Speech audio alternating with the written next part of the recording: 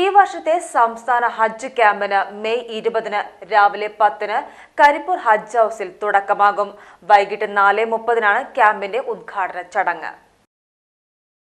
ഈ വർഷത്തെ സംസ്ഥാന ഹജ്ജ് ക്യാമ്പിന് മെയ് 20 രാവിലെ 10 കരിപ്പൂർ ഹജ്ജ് ഹൌസിൽ തുടക്കമാകും. വൈകിട്ട് 4:30 ക്യാമ്പിന്റെ ഉദ്ഘാടന ചടങ്ങ്. 21 പുലർച്ചെ 12:05 ആദ്യ ഹജ്ജ് വിമാനം കരിപ്പൂരിൽ നിന്ന് പുറപ്പെടും.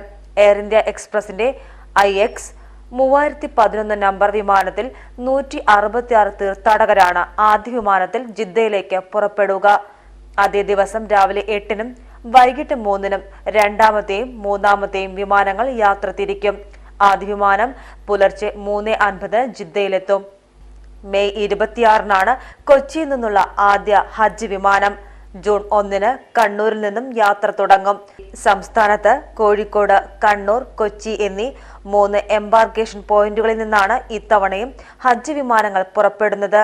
സംസ്ഥാന ഹജ്ജ് കമ്മിറ്റിയുടെ ചരിത്രത്തിൽ തന്നെ ഏറ്റവും കൂടുതൽ തീർത്ഥാടകർ പുറപ്പെടുന്നത് ഈ വർഷമാണ്. കരിപ്പൂരിൽ നിന്ന് 10,430, കൊച്ചിയിൽ നിന്ന് 4,273, കണ്ണൂരിൽ നിന്ന് 3,135 തീർത്ഥാടകർ യാത്ര തിരിക്കും. ബാംഗ്ലൂര്, ചെന്നൈ, മുംബൈ എംബാർക്കേഷനുകളിൽ നിന്നായി 45 തീർത്ഥാടകർ സംസ്ഥാന ഹജ്ജ് കമ്മിറ്റി മുഖേന യാത്ര തിരിക്കുന്നുണ്ട്. കരിപ്പൂരിൽ നിന്ന് എയർ ഇന്ത്യ എക്സ്പ്രസും മറ്റു 2 എംബാർക്കേഷൻ പോയിന്റുകളിൽ നിന്ന് സൗദി എയർലൈൻസുമാണ് സർവീസ് നടത്തുന്നത്. കരിപ്പൂരിൽ നിന്ന് 166 പേർക്ക് വീതം യാത്ര ചെയ്യാവുന്ന 59 വിമാനങ്ങളാണ് ഷെഡ്യൂൾ ചെയ്തിട്ടുള്ളത്. ജൂൺ 9 വരെയുള്ള എല്ലാ സർവീസുകളും ജിദ്ദയിലേക്കാണ്. വെയിറ്റിംഗ് ലിസ്റ്റിലുള്ളവർക്കായി ആവശ്യമായ അധിക ഷെഡ്യൂളുകളും ക്രമീകരിക്കും. ജൂലൈ 1 മദീനയിൽ നിന്നാണ് ഹാജിമാരുടെ മടക്കയാത്ര ആരംഭിക്കുന്നത്. ഹാജിമാരെ സ്വീകരിച്ച് യാത്രയാക്കുന്നതിനായി വിപുലമായ ക്രമീകരണങ്ങളാണ് കരിപ്പൂർ ഹജ്ജ് ക്യാമ്പിൽ ഒരുക്കുന്നത്. ഇതിനായി വിപുലമായ സംഘാടക സമിതി രൂപീകരിച്ച് പ്രവർത്തനങ്ങൾ പുരോഗമിക്കുന്നുണ്ട്. ഹജ്ജ് ഹൌസിന്റെ മുറ്റത്ത് പന്തൽ ഉൾപ്പെടെയുള്ള സൗകര്യങ്ങളുടെ ജോലി അവസാന ഘട്ടത്തിലാണ്.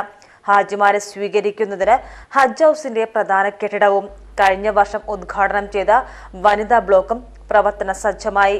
വിമാനത്താവളങ്ങളിലും ഹാജിമാർക്ക് വേണ്ട എല്ലാ സൗകര്യങ്ങളും ഒരുക്കിയിട്ടുണ്ട്.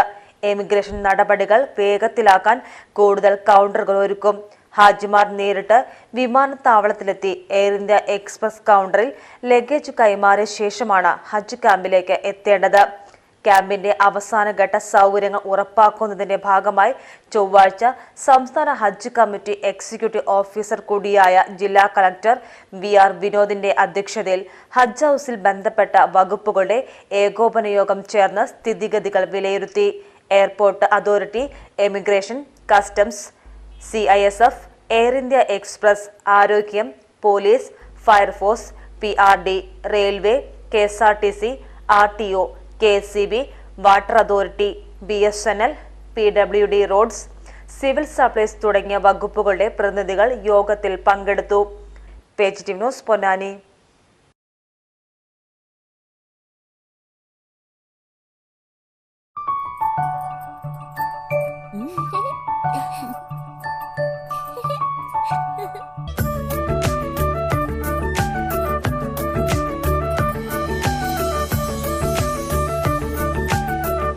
35 വർഷത്തെ വിശ്വസ്ത പാരമ്പര്യവുമായി എന്നും എപ്പോഴും കൂടെയുണ്ടെന്ന വിശ്വാസം. Basith wedding mall, Basith arcade, Poongottukulam, Tirur.